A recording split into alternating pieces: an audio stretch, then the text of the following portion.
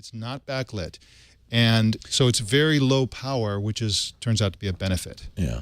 So let me just go through some of the basics of this. This is a $130 device. Okay. It's $169 with a heart rate monitor. This is the heart rate monitor right here. Oh, you have to wear a strap like a polar heart rate monitor? That's right. And I don't care for these either unless you're training for the Olympics or something like that. But we'll get into that in just a second. I've worn them at the gym, but you certainly want to wear it around during the day. On the other hand, that's a much more accurate way to measure.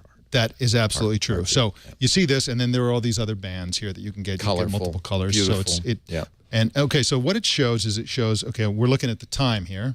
Let's see if I can angle this. There we go. So the time, and you have the date, and you have the heart rate monitor information, which I don't have, and then you have the number of steps you've taken since today. I reset this earlier today, so it's not quite. I'm not quite as lazy as it looks like I am. I was going to say you've really been walking. And this is my steps goal, 6,700 goal, and we'll get into the goals. Where did that come from? That's not a traditional goal. It's not. What it does is it monitors what you actually do. That's the distance I've walked today, not very far, to the refrigerator and back about 10 times, I think it was.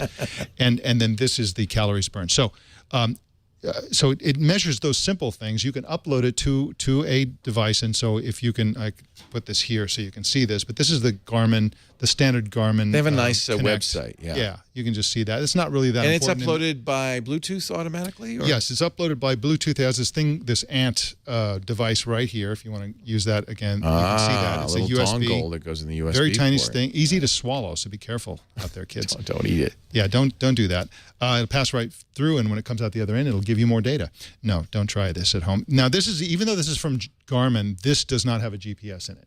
Right. Well, Garmin's famous for their GPSs. That's right. And that's where we get to the actual reality of what this is. This is not a low-end fitness tracker. This is a high-end pedometer. Well, it doesn't, you know what? So are many of these devices, that's frankly. Right. But and I think this is one of the better ones. But this doesn't make any noise. It doesn't beep. It doesn't harass you with sound or vibration. Okay. But it has something really ingenious. You see that red at the top there? Yeah, what's that? That says that I've been sitting on my lazy butt. If for every hour that passes, it puts another little red bar there. And the thing that's really killing us these days is we sit all day long. So this device will get you moving, because when you see that red bar coming, that means you've been sitting too long and you have to get up, and it'll go away. If you get up and walk around for a little while, it goes away. It goes away. And so if you're committed to that, you'll avoid the trap of sitting too much. I've always thought that these devices, they really are in most cases glorified pedometers. Their best use case is as kind of a coach, as a nudge. That's right. To say, hey, you haven't quite made your goal yet. I love the fact that it tells you you've been sitting a lot. And that's really, for a lot of us, that's all we need, just somebody to remind you, take the stairs today. That's the main thing that is affecting our health, actually. And we don't need high-end, super high-tech fitness tracking as if we're training for the Olympics. We just need to get off our butts and walk around once in a while, not sit there all day. So we went into the connectivity options. It also connects to an app for both Android and iOS via Bluetooth. The connection can be a little bit flaky sometimes. So let's just go through the goals. It's automatic goal setting. So it sees how much you walk. And it says, okay, we're going to give you a goal that's a little higher than that. And if you meet that goal, it'll make it a little higher and a little higher. I like that. But the beauty of it, you don't have to set a goal. You don't start at 10,000 steps, which most people do, and you never get close, and it's very frustrating. This way, you're always pushed to go a little more, a little more. That's right. Exactly. Love that. Yeah, it's very gentle nudging, and again, it's all very visual on the watch. Unlike some of the other devices, like the Fitbit Flex or the Nike Fuel Band, which send the data somewhere else. You can't really see them that well on the device itself. The device, it's on the. You don't ever. What you need is right there. Exactly. Yeah. It's water resistant to 50 meters. It's slim. It's comfortable design and easy to wear. Those are the pros. The cons are that the display's not backlit, so you need good light. Yeah. If you don't have good light, you're not going to be able to see it at all. It's not good at detecting biking, swimming, weightlifting, or all kinds of other types of exercise. It'll basically tell you you've been sitting around even if you've been at the gym for 2 hours.